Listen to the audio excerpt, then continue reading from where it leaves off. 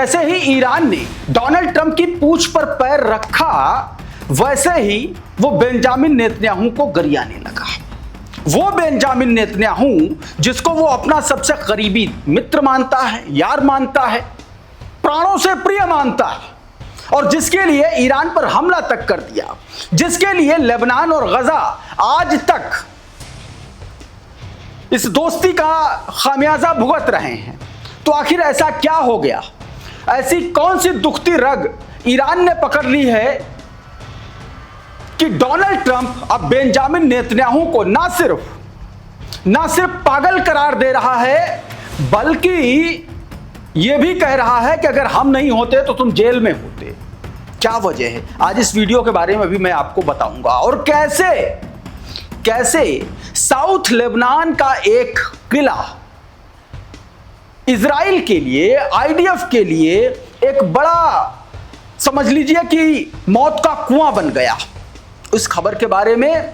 और एक जहाज, एक कार्गो शिप जिसको ईरान ने उड़ा दिया, दावा किया गया कि आईआरजीसी का शिप उड़ाने की एवज में ये ईरान ने बदला लिया है। देखिए, बहुत सारी खबरें हैं, सब कुछ मैं आपको विस्तार से बताने जा रहा हूं। सबसे पहले शुरुआत डोनाल्ड ट्रंप के उस ट्वीट से जो उसने सोशल ट्रुथ पर किया, जिसको तमाम सारे मीडिया प्लेटफॉर्म ने जो है पब्लिश भी किया है। जरा इस खबर को देखिए, ये न्यूज़ 24 का ट्वीट। इसमें डोनाल्ड ट्रंप क्या कह रहा है? कह रहा है कि तुम पूरी तरीके से पागल हो चुके हो। अगर मैं ना होता तो तुम आज जेल की सलाखों के पीछे होते। मैं तुम्हारी जान बचा रहा हूं। तुम्हारी इन्हीं हरकतों की वजह से आज कोई तुमसे नफरत करता है। अब पूरी दुनिया, कह रहा है कि पूरी दुनिया जो है एक तरीके से इजराइल से नफरत करती है। यह भी इसमें कहा गया इस ट्वीट में। अब इसी को लेकर के दोस्तों दिबांग ने भी एक ट्वीट किया है और इसी पूरे घटनाक्रम को लेकर के कहा है। जरा इस दिबांग के ही ट्वीट को देख लीजिए। इसमें कहा गया है कि you are fucking crazy. Donald Trump की नेतन्याहू को जमकर लताड़ लगाई है। कहा कि तुम बिल्कुल पागल हो, अगर मैं न होता तो तुम अब तक जेल में होते। मैं तुम्हारी जान बचा रहा हूं। अब हर कोई तुमसे नफरत करता है, इसी वजह से हर कोई इजराइल से भी नफरत करता है। लेबनान में तनाव, सीधे कहा कि लेबनान में तनाव बढ़ने पर डोनाल्ड ट्रंप को फोन पर यह बातें कही हैं। एक अमेरिकी अधिकारी ने एक्सियोस को यह जानकारी दी। इस बातचीत के बारे में जानकारी रखने वाले दूसरे सूत्र ने बताया कि ट्रंप बहुत गुस्से में थे और एक समय तो उन्होंने नेतन्याहू पर चिल्लाते हुए कहा कि तुम आखिर कर क्या रहे हो। इस बातचीत के बारे में जानकारी रखने वाले तीसरे सूत्र ने एक्सियोस को बताया कि फोन कॉल में ट्रंप ने लेबनान में इजराइल की बढ़ती आक्रामकता को लेकर के नेतन्याहू को लगातार गालियां दी और एहसान फरामोशी का आरोप लगाया। इससे पहले ईरान ने लेबनान में इजराइल हमलों की वजह से अमेरिका के साथ चल रही बातचीत को तोड़ने की धमकी दी। अब ट्रंप ने बेरूत पर हमला करने की इजराइल की योजना पर रोक लगा दी है। एक अमेरिकी अधिकारी ने बताया कि ट्रंप ने नेतन्याहू से कहा कि अगर उन्होंने लेबनान की राजधानी पर बमबारी की तो दुनिया भर में इजराइल और भी ज्यादा अलग थलग पड़ जाएगा। असल में तुम जेल में होते वाली बात में ट्रंप का इशारा नेतन्याहू के खिलाफ चल रहे एक मजबूत मुकदमे की तरफ है जो उनके भ्रष्टाचार से जुड़ा हुआ है। दोस्तों, आपको पता है कि इससे पहले, आज के इसी के पहले के वीडियो में मैंने आपको यह बताया था, ये जानकारी दी थी कि अब्बास अरागची के एक ट्वीट के बाद, जिसमें उन्होंने कहा था कि जिस तरीके से गजा और लेबनान में इजराइल बमबारी कर रहा है उससे किसी भी वक्त कभी भी सीज फायर टूट सकता है, यह कहा। और दूसरी तरफ क्रडल के हवाले से मैंने आपको बताया था, जिसमें क्रडल ने तस्नीम न्यूज एजेंसी का हवाला दिया था और यह कहा था कि अब जो है ईरान अमेरिका से कोई भी इनडायरेक्ट बातचीत नहीं करेगा, वो बंद कर रहा है बातचीत। आपको पता है कि पाकिस्तान के जरिए ईरान और अमेरिका के बीच में डील चल रही है, डील को लेकर के बातचीत चल रही है और लगातार दूसरी तरफ इजराइल हमले कर रहा है लेबनान पर, और इसी के मद्देनजर ईरान ने ये कहा। अब सवाल यह उठता है कि आखिर यह बात जो ईरान ने कही ये डोनाल्ड ट्रंप के लिए कैसे गले की हड्डी बन गई, मैं आपको बताता हूं। दरअसल अमेरिका में आने वाले चुनाव में जो रेटिंग्स हैं, खास तौर पर रिपब्लिकन्स की वो बहुत बुरी तरीके से गिरी हुई हैं। डोनाल्ड ट्रंप का प्रदर्शन बेहद घटिया है और लोगों में बहुत ज्यादा निराशा का माहौल है, बहुत ज्यादा इसके खिलाफ माहौल है। बेंजामिन नेतन्याहू डोनाल्ड ट्रंप के सर पर चढ़ करके ताताथैया कर रहा है उधर लेबनान में, और डोनाल्ड ट्रंप अपनी इज्जत बचाने की खातिर यह चाह रहा है कि सांप भी मर जाओ लाठी भी ना टूटे ईरान के साथ। और ईरान को यह बात पता है और इसीलिए ईरान ने अपना मैक्सिमम प्रेशर जो है वो अमेरिका पर दे मारा है। और यही वजह है कि जो फोन कॉल हुई उसमें जबरदस्त तरीके से गालियां पड़ी हैं बेंजामिन नेतन्याहू को। सिर्फ गालियां नहीं पड़ रही हैं, आईडीएफ के सैनिकों को गोलियां भी पड़ रही हैं, और ये गोलियां, ये बम धमाके हिजबुल्लाह अपने एफपीवी ड्रोन से कर रहा है। दोस्तों हुआ क्या है मैं आपको बताता हूं। सबसे पहले आपको एक वीडियो दिखाता हूं, इस वीडियो को पहले देखिए गौर से।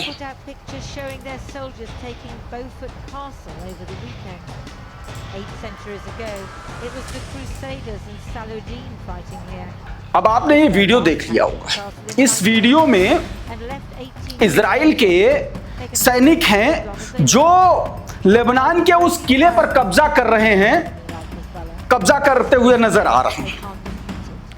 उसके बाद इस कब्जे का वीडियो आईडीएफ ने सोशल मीडिया पर डाल दिया। इस वीडियो को सोशल मीडिया पर डाला इस दावे के साथ कि देखो देखो हमने कब्जा कर लिया है, क्योंकि हिजबुल्लाह ने कहा था कि नहीं अभी कब्जा नहीं हो, हम लगातार जो है लड़ाई कर रहे हैं। इस वीडियो को जैसे ही इजराइल ने आईडीएफ ने पब्लिश किया वैसे ही हिजबुल्लाह ने इसका पूरा एनालिसिस किया, पूरा विश्लेषण किया कि कौन सा सैनिक कहां पर बैठा हुआ, कौन सी लोकेशन लिया हुआ है, कौन से हथियार कहां पर हैं। और उसी एनालिसिस के आधार पर हिजबुल्लाह ने बैक टू बैक कई एफपीवी ड्रोन से हमले कर दिए।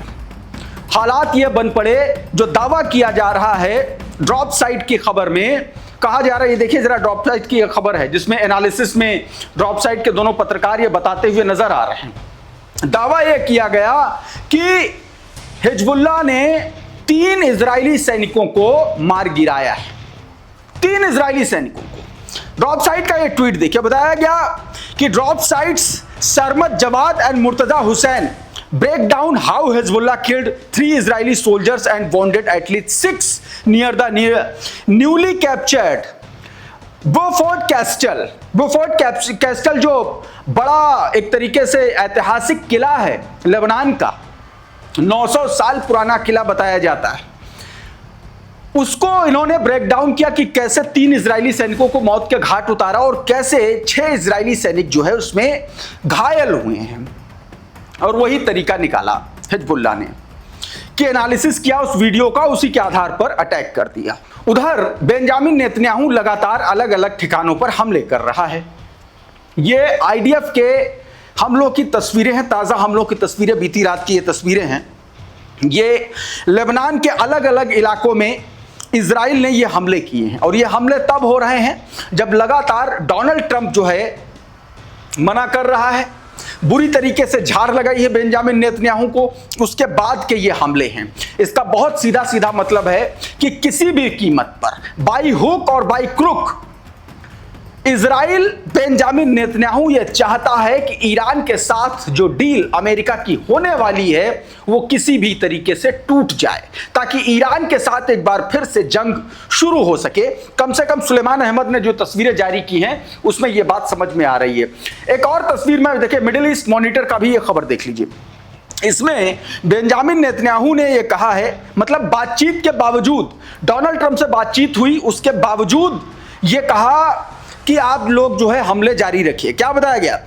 Israeli prime minister Benjamin Netanyahu said Monday that army troops will continue ongoing offensive in South Lebanon despite US President Donald Trump talk of ceasefire between Tel Aviv and Hezbollah। ये Benjamin Netanyahu कह रहा कि आप लोग हमले हम लोग जारी रखेंगे इस बातचीत के बावजूद, इतनी गालियां खाने के बावजूद। एक और तस्वीर आपको दिखाता हूं, जरा ये इस खबर को देखिए। ये वही दबाव है जो दबाव ईरान की तरफ से डाला जा रहा है लगातार जो है डोनाल्ड ट्रंप पर। आपकी स्क्रीन पर ये tweet, Syrian Iranian military adviser Mohsen Rezaei warn Trump that the Iran will not tolerate the ongoing US naval blockade or any further Israeli escalation in Lebanon. सीधे सीधे इसमें यह बात कही जा रही है कि किसी भी तरीके से यह वार्न किया कि अगर लेबनान पर हमले जारी रहे तो सीज फायर जो है कभी भी टूट सकता है और डील नहीं होगी। आईआरजीसी का जो सेंट्रल हेडक्वार्टर है खत्म अल अनबिया की तरफ से भी एक बयान आया है, आपकी स्क्रीन पर देखिए। अब इसमें सीधे सीधे कहा गया कि Netanyahu continuing mischief in the region, he threatened to the bomb Dahieh and Beirut and has issued a evacuation warning to their residents। दहिए और बेरूत में वहां के रहने वालों के लिए वहां से निकल जाने का एक तरीके से वार्निंग जारी की, चेतावनी जारी की कि वहां पर इजराइल जो है हमले कर पाए। और इन्हीं तमाम घटनाओं के बाद ईरान एक बार फिर से सक्रिय हुआ है, साफ तौर पर बातचीत तोड़ने की धमकी तक दे डाली है। उधर ईरान ने इजराइल और अमेरिका से जुड़ा एक जहाज जो है वो उड़ा दिया, उस पर भीषण अटैक किया है। ये उससे जुड़ा वीडियो है, आप देखिए सर।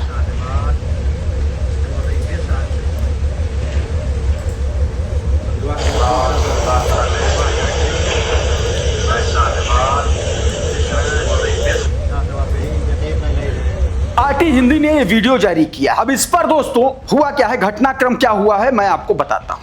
ईरान ने बैलिस्टिक मिसाइल के जरिए MSV सरिस्का, जो इस जहाज का नाम है, उसको निशाना बनाया।